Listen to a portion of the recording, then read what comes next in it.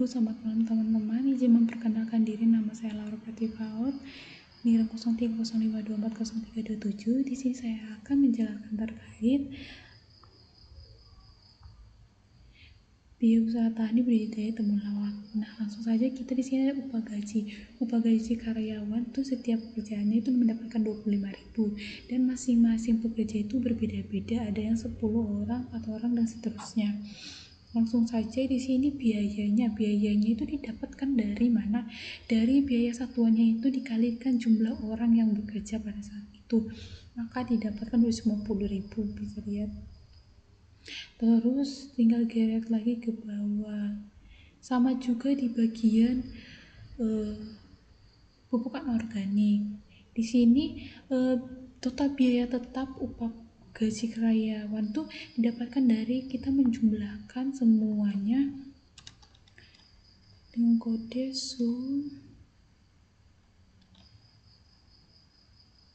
dari atas, terus tutup kurung, enter.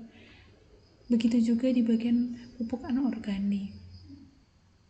Terus ada biaya bahan-bahannya itu juga penjumlahannya itu sama tadi yang saya sudah jelaskan. Terus ada total biaya bahannya juga, itu kita tinggal memasukkan rumus sum. Sama juga tadi sudah saya jelaskan di atas untuk bagian pupuk anorganik juga. Nah, di sini ada penyusutan per tahunnya itu 400.000 masing-masing pupuk organik maupun anorganik. Nah, ini total biaya itu didapatkan dari penjumlahan total biaya bahan ditambah dengan biaya penyusutan ditambah juga dengan total biaya upah per gaji, maka didapatkan untuk pupuk organik itu 2.998.000 dan kalau anorganik itu 3.495.000. Nah, di sini ada hasil panen per tahunnya untuk pupuk organik sendiri itu 1.783.000, untuk pupuk anorganiknya itu 2.212.000. Nah, kita langsung ke set kedua. Di sini ada pupuk organik maupun anorganik. Nah, saya akan menjelaskan untuk pupuk organik dulu. Di sini ada harga produknya itu 12.000. Nah, jumlah produknya itu ada 1.083.000. Ini jumlah produk hasil penjualannya ini didapatkan dari perkalian harga produk dikali dengan jumlah produk yang ada, maka didapatkan 21.396.000. Terus kita tinggal geret lagi ke samping. Nah, untuk pemasukan sendiri kita dapatkan dari penjumlahan hasil penjualan, jumlah produk, harga produk, dan nilai sisa, maka didapatkan ini. Nah, caranya sum sama dengan sum kita geret ke samping, ke bawah, periodisasi, enter. Terus kita tinggal geret lagi ke samping. Nah, terus untuk bagian investasi, nah investasi ini 50 juta dalam 1 tahun. Dalam tahun pertama, maka ini investasinya ini, terus pengeluarannya itu kita dapatkan dari penjumlahan investasi ditambah dengan biaya variabel ditambah juga dengan biaya tetap. Karena di tahun ke-0 masih belum itu, makanya tetap 50 juta. Tapi kita tinggal tetap garis samping aja supaya agar nilainya tetap sama. Nilainya itu berbeda. Terus kita lanjut ke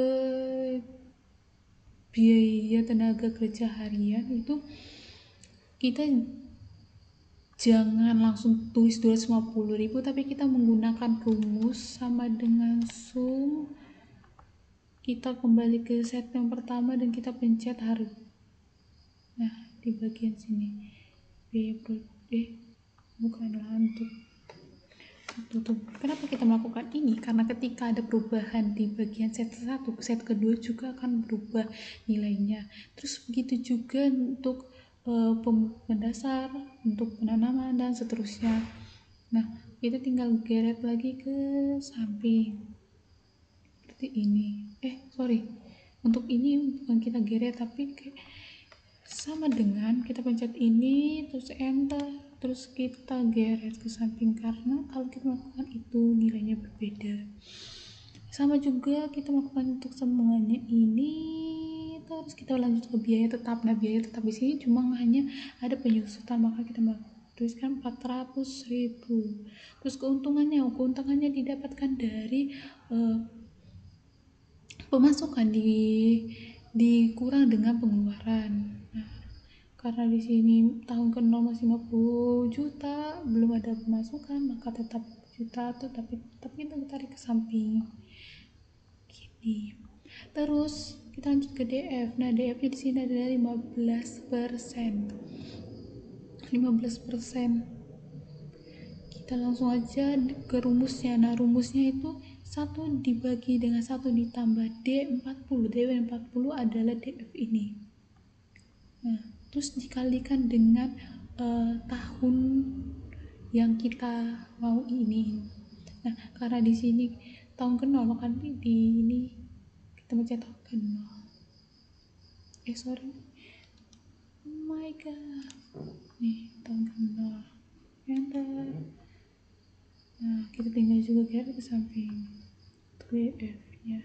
Terus untuk penerimaannya itu didapatkan dari diskon faktor ini dikalikan dengan tahun keberapa kita mau ininya.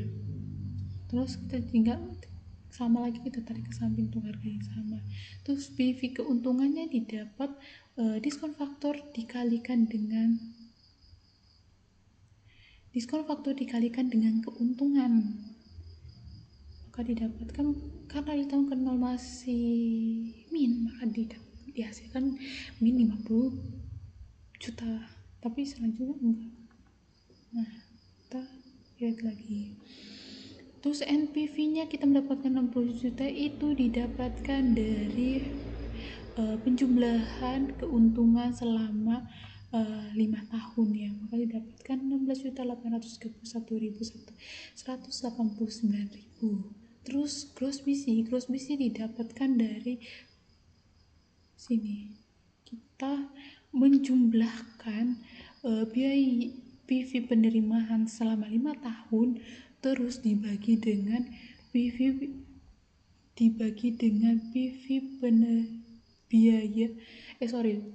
biaya selama 5 tahun dibagi dengan PV penerimaan selama 5 tahun, maka didapatkan 1,31,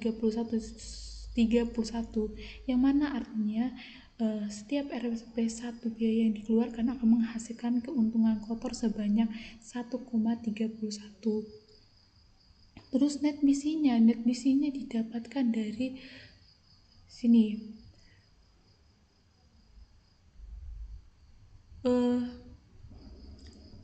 PV tahun pertama sampai tahun ke-5 ini dibagi dengan tahun ke-0, maka didapatkan 1,34, maka didapatkan artinya setiap satu biaya yang dikeluarkan akan menghasilkan keuntungan bersih sebanyak 1,34. Terus untuk IRR-nya didapatkan 28%. Nah, 28% ini didapatkan dari penjumlahan keuntungan selama dari tahun ke-0 sampai tahun ke-5. Terus BEP unitnya itu dari tahun ke-1 itu 35.000. Terus BEP penerimanya juga di ini. Terus perhitungan BEP periodenya itu 9,35. Investasi akan kembali pada tahun ke-9. Nah, untuk kita lanjut ke pupuk anorganik. Untuk pupuk anorganik itu tetap sama seperti yang tadi saya sudah jelaskan, Tapi di sini berbeda dengan PV, NPV, gross BC, net BC, dan IRR-nya. Jadi itu menurut penjelasan saya di bagian sini,